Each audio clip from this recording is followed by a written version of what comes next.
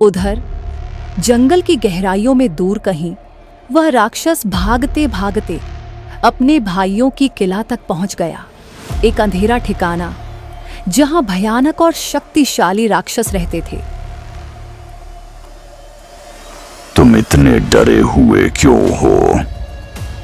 वे खुद को घिक्षस कह रहे थे। एक का पेट मेरे से भी बड़ा था, का चेहरा बहुत डरावना था, बड़े बड़े सींग थे और उनकी आवाज इतनी भयानक थी। अगर ये राक्षसों को खाते हैं तो इससे पहले कि ये हमें ढूंढें, हमें ही इनका इंतजाम करना पड़ेगा।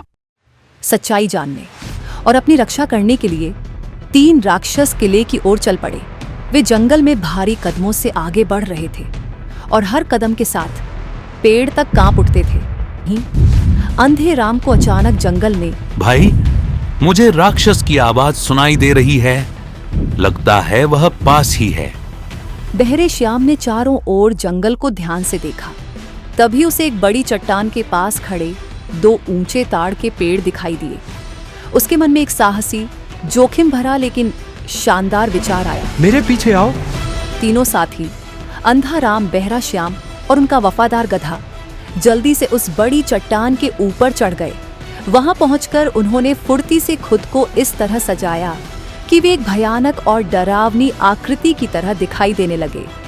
ऊंचे और सीधे खड़े 2 ताड़ के पेड़ों के तने विशाल और लंबे पैरों की तरह दिखाई दे रहे थे। गधे की पीठ पर कसकर बंधी खजाने से भरी फूली हुई बोरी एक बहुत बड़े और उभरे हुए पेट जैसी लग रही थी।